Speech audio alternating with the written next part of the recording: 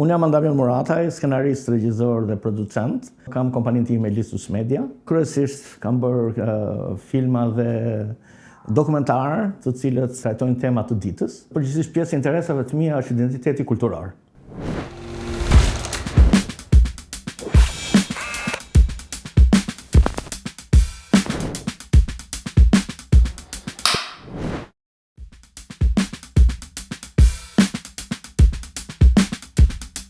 Unë konkuroj me filmin Burri i shtëpisë, që ka në fokus dikë që dhe pse është lindur grua, ka vendosur të jetojë jetën e një burri.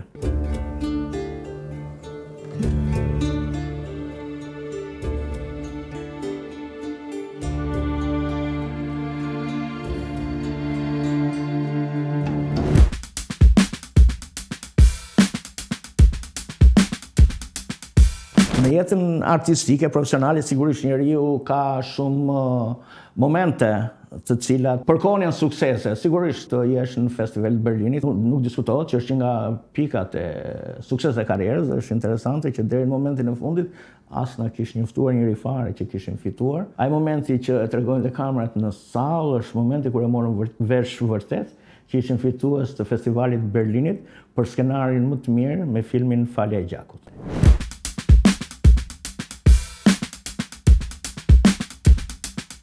Është ndryshim epokal nga kino studio ke kinemaja shqiptare sot. Kuptohet, në të tërën e tyre unë do të thoj që ka fituar më shumë se ka humbur, por do të thoj që ka fituar lirinë. Pra kinemaja pas 90-s, një gjë që e ka të padiskutueshme është një kinema e qytetarëve të lirë në një vend të lirë, që është gjë e jashtëzakonshme për artin, përgjithësisht dhe veçanërisht për kineman. Ajo që ka humbur është, si mund ta shpreh ndryshe, paktën në Amerikë është Hollywoodi përkundër kinemas independente. Pra, ishte një korporatë e madhe që shërbente një ideologji të madhe dhe jepte një mbështetje të madhe për autorët. Nga kjo pikpamje, ti ishe krijues në ato umbrellën e kinostudios, kishte disa lukse që nuk i ke si kinema autorë në kinemanë pas 90-s.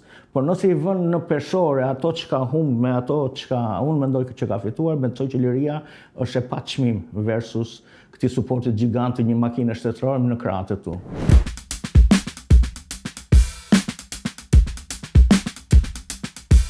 Janë disa gjëra shumë interesante, sepse shpesh nostalgjia, frymëzimi kalojnë kështu interchange, ka filmat kinema son fëmijërisë që sigurisht na preknin. Ka filma që ngelen me ne gjithë jetën, ka filma që të kanë frymëzuar dikur dhe kur i shet teknikisht sot, ndoshta lënë për dëshirë, po ti prapë kanë në zemrën tënde, kështu që është shumë e vështirë ta definosh. Mua si autor personalisht ka pasur impakt Hysén Hakani. Jo vetëm për krijimtarim, po kam një marrëdhënie personale sepse filmin e parë fëmijët e saj e ka xhiruar në shtëpinë e gjyqit tim.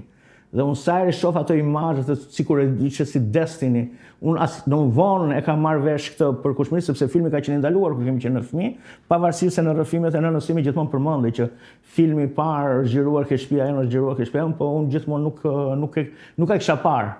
Vetëm një javë diku para se të shkoja në Berlin, pata fatin që të shifja këtë filmin. Dhe ishte një farë Destiny, po edhe punët e tjera, përveç se kësaj që është një lloj lidhje shpirtërore, po punët e Hysén Hakanit më gjithmonë kanë lënë me një lloj realizmi, një lloj naturalizmi të jashtëzakonshëm, përfshi dhe filma si Debatiko, mund të themi që tema të jetë angazhuar për lëshmëria e fëmijë, ajo drita e bukur që të kononte shumë më tepër kineman italiane se gjithë bllokun lindor, ishte një gjë që ka qëndruar me mua gjithmonë.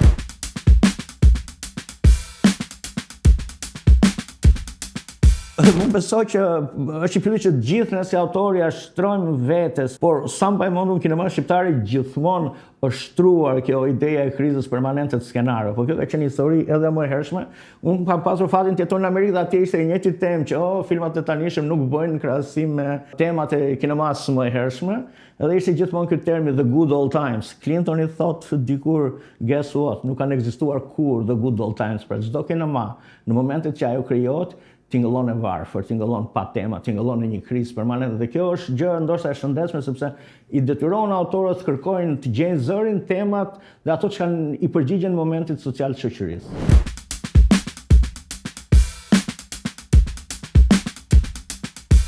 Unë mendoj që në krahasim me çdo periudhë tjetër historike, temat e ditës kinema shqiptare janë shumë prezente. të paktën një pjesë e mirë, një platë të tërë autorëve të mas viteve 2000, absolutisht kanë në fokus temat e ditës, po kur flasim për temat e ditës ka një lloj lirshmërie se varet se si e definon. Nëse tema e emigrimit është temë e ditës, ndërsa pasojat e postkomunizmit janë temë e ditës, po unë besoj që është qëndrueshëm tema e ditës në kinemanë shqiptare, qoftë nga fenomene kulturore siç janë disa nga filmat e mi, qoftë nga fenomenet të korrupsionit, po qoftë nga fenomenet të gjurmëve të kaluarës, është prezente në kinemanë shqiptare.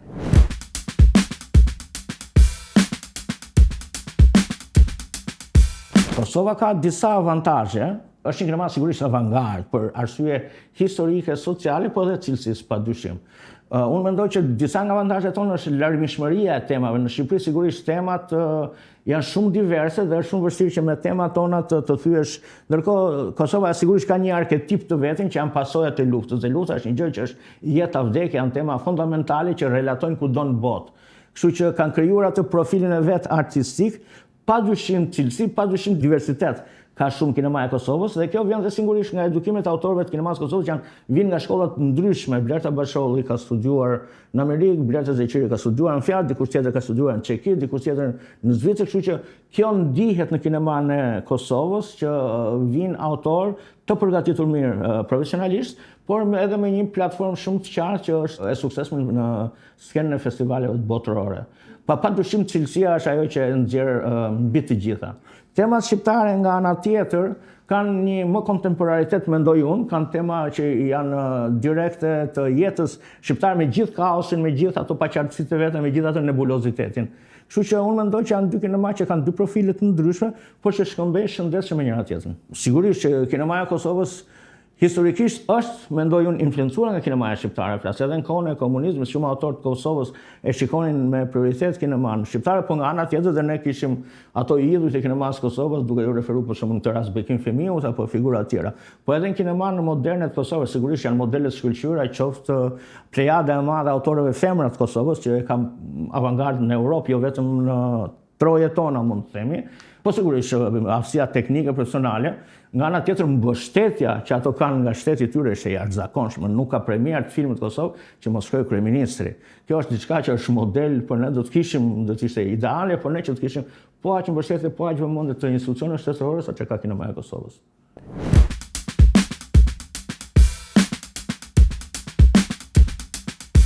Personalisht unë mendoj që ekziston një identitet i filmit shqiptar, unë mendoj që arti shqiptar ka pas një privilegj.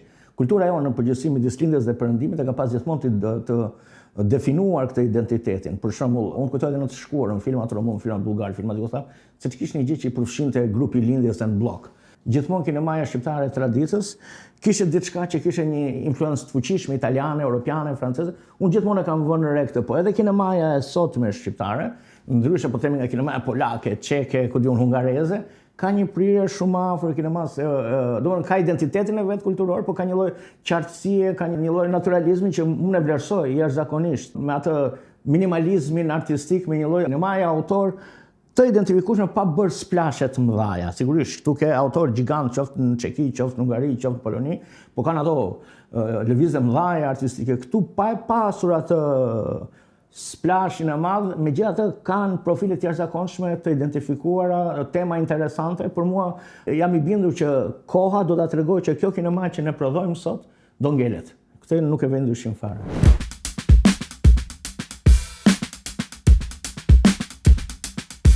Kohët e vështira përgjithsisht prodhojnë vepra arti të mira, por edhe e sprovojnë autorin. If it doesn't kill you, it makes you stronger, është një thënie në anglisht.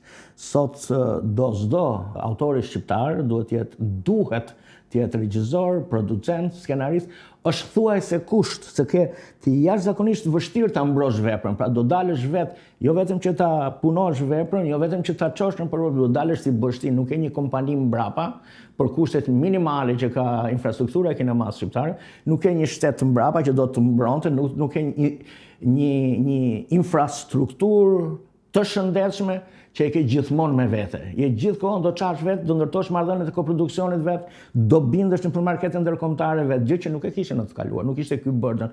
Por mbasi ti dëshmon që i ke kaluar të gjitha këto hapat, kjo automatikisht mendoj unë rezulton në një vepër arti më të fortë, sepse unë besoj fuqishëm se mbasi ke thyer mure seleksionesh nëpër festivalin ndërkombëtar, nëpër tregjen ndërkombëtare, nëpër workshope, sepse të gjitha këto janë seleksionuese. Kështu që plus bashkëveprimi me të gjitha autor, skenarist nëpër workshope, me producent nëpër markete, ndikon automatikisht sepse të gjithë do kenë një lloj feedback-un në veprën tënde.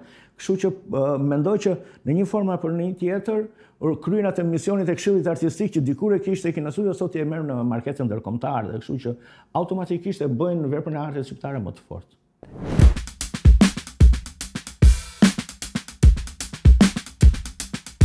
Personalisht nuk besoj te mesazhet, po unë them shpesh atë we got to keep it up. Domethënë nuk ka një rrugë tjetër vetëm të ecim përpara.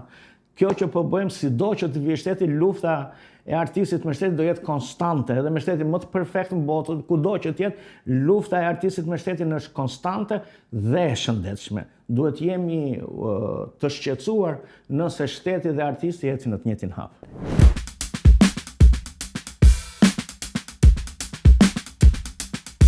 Spektatori ndoshta nuk duhet vinë në kinema. Spektatori duhet ta ndjej që po humb diçka nëse nuk vjen në kinema. Nuk ka një arsye pse njeriu duhet lexojë një libër, nuk ka një arsye pse njeriu duhet i gëzohet çfarëdo gjëje të bukur. Unë mendoj që njeriu humb është, si thua, pse njerëzit preferojnë të shkojnë në pushime në dhërmi përkundër një vendi flat, sepse prirja ndaj të bukurës, prirja ndaj diçkaje që është estetike, po që për fat të bën të mendosh dhe më shumë për veten dhe ekzistencën, është një prirje natyrale e species, kështu që sa më shumë ne i përgjigjemi kësaj destine natyrore të qenies njerëzore, unë mendoj që thjesht bëjmë detyrën tonë, sepse ne jemi qenie sociale, që jetojmë për të bukurën mbi të gjitha, që na ndajnë nga të gjithë speciet e tjera.